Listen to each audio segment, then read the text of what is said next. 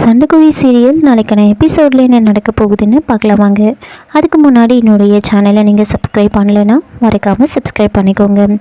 ஆர்கேவோட வீட்டில் வந்து எல்லாருமே வந்து தேடிட்டுருக்காங்க. ஆளுக்கு ஒரு பக்கம் தேடி பார்க்க அங்கே கபோர்ட்லலாம் எந்த ஒரு பணமும் இருக்காது. அப்போது விக்கி வந்து இன்ஸ்பெக்டர்கிட்ட வந்து கேட்குறாங்க, என்ன மேடம் இது கபோர்டெல்லாம் அப்படியே தொடச்சி வச்சா மாதிரி இருக்குது, எதுவுமே இல்லையே அப்படின்னு கேட்க, சார் இதை பார்க்கும்போதே தெரியலையா, மொத்தமாக எல்லாத்தையும் சேஃப்டி பண்ணிகிட்ருக்காங்க. அந்த ஆர்கேக்கு யாரோ இன்ஃபர்மேஷன் கொடுத்துருக்காங்க, நீங்கள் ரைடு வரப்போகிறத முன்னாடியே தெரிஞ்சுக்கிட்டு சேஃப்டி பண்ணிகிட்ருக்காங்க அப்படின்னு சொல்கிறாங்க. இன்னொரு பக்கம் மகா வந்து அந்த வீட்டோட ஹவுஸ் சர்வெண்ட்டை தனியாக கூட்டிகிட்டு போயிட்டு விசாரிக்கிறாங்க. உங்ககிட்ட ஒரு சிலதெல்லாம் கேட்கணும் அப்படின்னு சொன்னதுமே அவங்க வந்து பயப்படுறாங்க. சார் எனக்கு எதுவும் தெரியாது, என்னை விட்டுருங்க சார், என்கிட்ட எதுவும் கேட்காதீங்க, எனக்கு எதுவுமே தெரியாது அப்படின்னா வந்து பயப்பட, அதுக்கு மகா வந்துட்டு பயப்படாதீங்க, நான் சும்மா சாதாரணமாக தான் உங்ககிட்ட பேச போகிறேன், இந்த வீட்டை பற்றி உங்களுக்கு தானே நல்லா தெரியும், அதனால தான், வேறு ஒன்றும் இல்லை. ஆமாம் உங்கள் பேர் என்ன அப்படின்னு கேட்டுட்டு அடுத்ததாக நீங்கள் எத்தனை வருஷமாக இங்கே வேலை செய்கிறீங்க அப்படின்னு கேட்குறாங்க. உடனே அவங்க, சார் எதுக்காக இதெல்லாம் கேட்குறீங்க நீங்கள் அப்படின்னு கேட்குறாங்க. இல்லை சும்மா தெரிஞ்சுக்க தான் கேட்டேன், சொல்லுங்கள் எத்தனை வருஷமாக வேலை செய்கிறீங்க அப்படின்னு கேட்க, சார் நான் இந்த வீட்டில் 10 வருஷமாக வேலை செய்கிறேன் அப்படின்னு சொல்கிறாங்க. என்னது 10 வருஷமாக வேலை செய்கிறீங்களா, அப்போது உங்களுக்கு தானே இந்த வீட்டை பற்றி ரொம்ப நல்லா தெரியும், உங்கள் சாரை பற்றியும் தெரியும் அப்படின்னு சொல்ல, எனக்கு அவரை பற்றிலாம் தெரியாது, வேறு எதை பற்றியும் தெரியாது, நான் பாட்டுக்கு என் வேலையை பார்ப்பேன் அவ்வளோதான், என்கிட்ட எதுவும் கேட்காதீங்க, அப்புறம் நான் எதனா சொல்ல போய் அது பிரச்சனை ஆயிடுச்சுன்னா அவ்வளோதான் அப்படின்னு சொல்கிறாங்க. அதெல்லாம் ஒன்றும் பயப்படாதீங்க, ஒன்றும் ஆகாது அப்படின்னு சொல்கிறாங்க. ஆமாம் உங்கள் சார் வந்தால் கிச்சன் பக்கம்லாம் வருவாரா, கிச்சன் பக்கம் வந்தார்னா நீங்கள் செய்கிற சமையல்லாம் பாராட்டுவாரா அப்படின்லாம் கேட்குறாங்க. அதெல்லாம் வரமாட்டார், அவர் எப்போவுமே ரூமில் தான் இருப்பார் அப்படின்னு சொல்கிறாங்க. அப்போது மகா வந்துட்டு, ரூமை தவிர வேறு எங்கேயாவது இருப்பாரா அவங்க சார் அப்படின்னு கேட்க, ஒன்றும் ரூமில் இருப்பார், இல்லைனா பூஜை ரூமில் தான் அதிகமாக இருப்பார் அப்படின்னு சொல்கிறாங்க. உடனே மகா வந்து யோசிக்கிறாங்க, என்னது பூஜை ரூமில் அதிகமாக இருப்பாரா, அப்போது இந்த ஆர்கே வந்துட்டு சாமியே கும்பிட மாட்டான் அப்படின்னு கேள்விப்பட்டிருக்கேன், இப்போ என்னடான்னா பூஜை ரூமில் தான் அதிகமாக இருப்பாருன்னு சொல்கிறாங்க. அப்போது இதில் தான் ஏதோ தப்பு இருக்குது, உடனே கண்டுபிடிக்கணும் அப்படின்னு, சரி உங்கள் சார் அப்படி சாமி கும்பிடுவாருன்னு சொன்னதுமே எனக்கே அந்த பூஜை ரூமை பார்க்கணும் போல் இருக்குது, பார்க்கலாமா அப்படின்னு சொல்லி கூட்டிகிட்டு போகிறாங்க.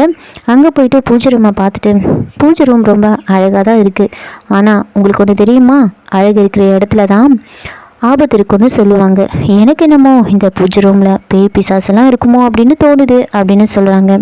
அதுக்கப்புறமா போலீஸ் இன்ஸ்பெக்டர் ஆர்கே அப்படின்னு எல்லாரும் அங்கே வராங்க. அவங்கக்கிட்ட வந்து இந்த பூஜை ரூமை வந்து செக் பண்ணணும் அப்படின்னு சொல்லு. அப்போ ஆர்கே வந்துட்டு, பூஜை ரூமா, அதெல்லாம் நீங்கள் செக் பண்ண வேண்டாம், பூஜை ரூமில் போய் என்ன இருக்க போகுது, அதெல்லாம் வேண்டாம், பூஜை ரூமை செக் பண்ணிங்கன்னா அப்புறம் சாமி குத்தம் ஆகிடும் அப்படின்லாம் சொன்னதுமே மகாக்கு இன்னும் சந்தேகமாகுது. அதெல்லாம் ஒரு குத்தமும் ஆகாது, நீங்கள் வந்து செக் பண்ணுங்க அப்படின்னு சொல்லி எல்லாரையும் செக் பண்ண சொல்லி சொல்கிறாங்க.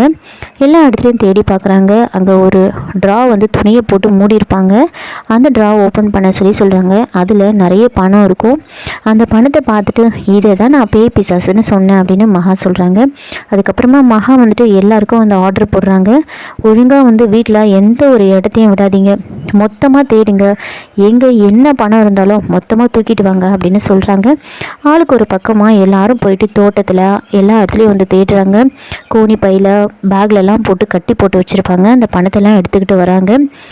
ஒரு கான்ஸ்டபிள் மட்டும் வந்து மகா கிட்ட வந்து சொல்கிறாங்க, மேடம் எல்லா இடத்துலையும் தேடி பார்த்துட்டேன், எங்கேயும் எதுவும் கிடைக்கல எனக்கு, ஆனால் வந்துட்டு எந்த டேப்லையுமே தண்ணி வரல மேடம் அப்படின்னு சொல்கிறாங்க. என்னது எந்த டேப்லையுமே தண்ணி வரலையா, அப்போது டேங்கில் தண்ணிக்கு பதிலாக தங்கம் இருக்கோ என்னவோ அப்படின்னு சொல்லிட்டு மகா வந்துட்டு எல்லாரையும் மேலே கூட்டிகிட்டு போகிறாங்க.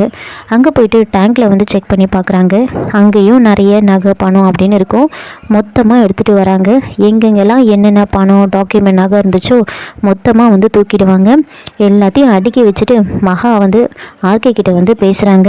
இங்கே பாருங்கள் ஆர்கே, இந்த நகை பணம் டாக்குமெண்ட்ஸ் எல்லாம் பார்க்கும்போது எங்களுக்கு வந்த இன்ஃபர்மேஷன் கரெக்டுன்னு தான் தோணுது. இப்போ கூட இந்த பணத்தை எல்லாம் நீங்கள் சட்டவிரோதமாக சம்பாதிச்சிங்க அப்படின்னு நான் வந்து கன்ஃபார்ம் பண்ணலை, ஆனால் எங்களுக்கு சந்தேகம் இருக்குது. இப்போ கூட ஒன்றும் இல்லை, உங்களுக்கு ஒரு சான்ஸ் கொடுக்குறேன். இது எல்லாத்துக்குமே வந்து நீங்கள் லீகலாக டாக்குமெண்ட் வச்சுருக்கீங்க அப்படின்னா, ரெக்கார்டு இருக்குது உங்ககிட்ட அப்படின்னா, அதை நீங்கள் ப்ரூவ் பண்ணிவிட்டு இந்த பணத்தை நீங்கள் எடுத்துக்கோங்க. அப்படியே உங்ககிட்ட எந்த ஒரு ரெக்கார்டும் இல்லை அப்படின்னா, இதை சீஸ் பண்ணுறதை தவிர எங்ககிட்ட வேறு எந்த வழியும் கிடையாது. இந்த பணத்தை நாங்கள் தான் எடுத்துகிட்டு போனோம், நீங்கள் என்ன சொல்கிறீங்க அப்படின்னு கேட்க, அதுக்கு ஆர்கே வந்துட்டு, சார் இப்படி திடீர்னு சொன்னால் எப்படி அது, எனக்கு கொஞ்சம் டைம் கொடுங்க அப்படின்னு கேட்குறாங்க. அப்போது மகா வந்துட்டு, டைம் தானே, எவ்வளோ நாள் வேணாலும் எடுத்துக்கோங்க, எத்தனை மாதம் வேணாலும் எடுத்துக்கோங்க, அதை பற்றி எங்களுக்கு அப்ஜெக்ஷனே கிடையாது. நீங்கள் ப்ரூவ் பண்ணணும், நீங்கள் எப்போ ப்ரூவ் பண்ணுறீங்களோ அப்போது இந்த நகை பணத்தை எல்லாம் நீங்கள் எடுத்துக்கலாம். ஆனால் அது வரைக்கும் இது கவர்மெண்ட் கஸ்டடியில் தான் இருக்கும் அப்படின்னு சொன்னதுமே ஆர்கே வந்து ஷாக் ஆகுறாங்க. உடனே ஆர்கே வந்துட்டு மகா கிட்ட தனியாக பேசணும், சார் கொஞ்சம் தனியாக வரீங்களா, நான் உங்ககிட்ட கொஞ்சம் பேசணும் அப்படின்னு சொல்கிறாங்க. தனியாக கூட்டிகிட்டு போய் ஆர்கே மகா கிட்ட வந்து பேசுகிறாங்க. சார், என்கிட்ட இதுக்கான எந்த ஒரு லீகல் டாக்குமெண்ட்ஸும் கிடையாது, இது எல்லாமே நான் சட்டவிரோதமாக சம்பாதிச்சது தான், அதனால் என்கிட்ட எந்த ஒரு ரெக்கார்டும் கிடையாது, என்னால் ப்ரூவ் பண்ணவும் முடியாது. இந்த பணத்தை நீங்கள் எடுத்துகிட்டு போனீங்கன்னா இது அனாமத்தான் கவர்மெண்ட்டுக்கு தான் போய் சேரும், அதுக்கு பதிலாக நீங்களும் நானும் ஷேர் பண்ணி எடுத்துக்கலாம்ல அப்படின்னு சொல்கிறாங்க. அப்போவே மகாவுக்கு பயங்கரமாக கோவம் வருது. இங்கே பாருங்கள் சார், நாம் 2 பேரும் ஷேர் பண்ணி எடுத்துக்கலாம், உங்களுக்கு 40%, எனக்கு 60% அப்படின்னு சொன்னதுமே மகா வந்து ஆர்கேவை பல்லார்னு அரைகிறாங்க. அரைஞ்சதுமே, என்ன சார் இப்படி பண்ணுறீங்க அப்படின்னு சொல்லிட்டு, அப்போது உங்களுக்கு 60%, எனக்கு 40% அப்படின்னு சொல்ல, இப்போ கூட நான் எதுக்காக அடித்தேன்னு உனக்கு புரியல, ஒரு லஞ்ச ஒழிப்புத்துறை அதிகாரிக்கிட்டே வந்து நீ வந்து இந்த மாதிரி ஷேரை பற்றி பேசுகிறல, உனக்கு எவ்வளோ திமிரு இருக்கும் அப்படின்னு சொல்லிட்டு அப்படியே வந்து ஆர்கேவை வர சொல்கிறாங்க. நேராக வந்து இங்கே பாருங்கள், அவரே வந்து அவர் வாயால் இந்த நகை பணம் எல்லாமே வந்து சட்டவிரோதமாக சம்பாதிச்சது அப்படின்னு வந்து அவரே ஒத்துக்கிட்டாரு. இனிமேல் நாம் பண்ணுறதுக்கு எதுவும் கிடையாது, அவரால் ப்ரூவ் பண்ணவும் முடியாது, இந்த பணத்தெல்லாம் எடுத்து மொத்தமாக வந்து மூட்டை கட்டுங்க அப்படின்னு வந்து சொல்கிறாங்க. அதே மாதிரி ஆர்கேவை இப்போவே அரெஸ்ட் பண்ணணும் அப்படின்னு சொல்கிறாங்க. அதை கேட்ட ஆர்கே, என்னது அரெஸ்ட் பண்ணணுமா, என்ன நினச்சிட்டு இருக்கீங்க நீங்கள், எல்லாத்தையும் திடீர்னு சொல்கிறீங்க, அதெல்லாம் வந்து நீங்கள் எதுவும் பண்ண முடியாது அப்படின்னு சொல்கிறாங்க. அதுக்கு அவங்க வந்துட்டு, இல்லை உங்கள் மேலே வந்து நிறைய கேஸ் போட்டு அரெஸ்ட் பண்ண தான் போகிறோம் அப்படின்னு சொல்ல, என் மேலே என்னென்ன செக்ஷன்லாம் போட்டிருக்கீங்க சொல்லுங்கள் அப்படின்லாம் கேட்குறாங்க. இங்கே பாருங்கள், உங்கள் மேலே நிறைய பிரிவில் வந்து கேஸ் போடலாம், கருப்பு பணம் பதுக்கிறது, வருமானத்துக்கு மாரி வந்து சொத்து சேர்க்கறது அப்படின்னு நிறைய வந்து உங்கள் மேலே போடலாம், உங்களை கூட்டிகிட்டு போய் விசாரித்ததுக்கு அப்புறம் தான் அதெல்லாம் போடுவாங்க அப்படின்னு சொன்ன உடனே ஆர்கே வந்துட்டு, அதெல்லாம் நான் வரமாட்டேன், நான் உடனே வந்து எங்கள் லாயர்கிட்ட பேசணும், முதல்ல என் ஃபோனை கொடுங்க அப்படின்னு வந்து கேட்குறாங்க. அப்போது வந்து ஃபோனை வந்து கொடுக்க மாட்டேன் அப்படின்னு வந்து மகா வந்து சொல்கிறாங்க. இப்போது வரைக்கும் நீங்கள் வந்து எங்களோட விசாரணையில் தான் இருக்கீங்க, அதனால் ஃபோனெல்லாம் எங்களால் கொடுக்க முடியாது அப்படின்னு ரொம்ப பிடிவாதமாக சொல்கிறாங்க. இப்படிலாம் சொன்னால் எப்படி, அது நீங்கள் இந்த மாதிரிலாம் பேசினா நான்லாம் உங்கள் கூடலாம் வரமாட்டேன் அப்படின்னு சொல்கிறாங்க. நான் வந்து என்னோடய லாயர்கிட்ட பேசி ஆகணும், நீங்கள் ஃபோனை கொடுங்க அப்படின்னு சொல்ல, சரின்னு ஃபோனை வந்து கொடுக்குறாங்க. ஆர்கே வந்து ஃபோனை வாங்கிக்கிட்டு தனியாக வந்து லாயர்கிட்ட பேசுகிறதுக்காக வந்துடுவாங்க. அப்போது விக்கி வந்துட்டு மகா கிட்ட வந்து சொல்கிறாங்க, நாம் இதுக்கு மேலே இங்கே இருக்கக்கூடாது மேடம், நம்ம உடனே வந்து இங்கே மொத்தமாக இதெல்லாம் எடுத்துக்கிட்டு கிளம்பிட வேண்டியதுதான் அப்படின்னு சொன்னதுமே, அப்போ மகா வந்துட்டு அந்த போலீஸ் ஆஃபீஸர்ஸ் கிட்டலாம் சொல்கிறாங்க, இங்கே பாருங்கள், நாங்கள் இதெல்லாம் எடுத்துக்கிட்டு நாங்கள் ஆஃபீஸ்க்கு போயிட்டு அவரை விசாரணை பண்ணுற அந்த வேலையெல்லாம் பார்க்குறோம், நீங்கள் வந்து அவரை அரெஸ்ட் பண்ணி கூட்டிகிட்டு வந்துடுங்க, அவர் ஃபோன் பேச போயிருக்காரு, அந்த ஆள் அப்படியே கூட ஓடி போகிறதுக்கு வாய்ப்பு இருக்குது, நீங்கள் அவர் மேலே ஒரு கண்ணு வைங்க அப்படின்னு சொல்லிட்டு மகாவும் விக்கியை வந்து அந்த நகை பணம் டாக்குமெண்ட்டு மொத்தமாக எடுத்துக்கிட்டு அங்கேருந்து வெளியில் வராங்க.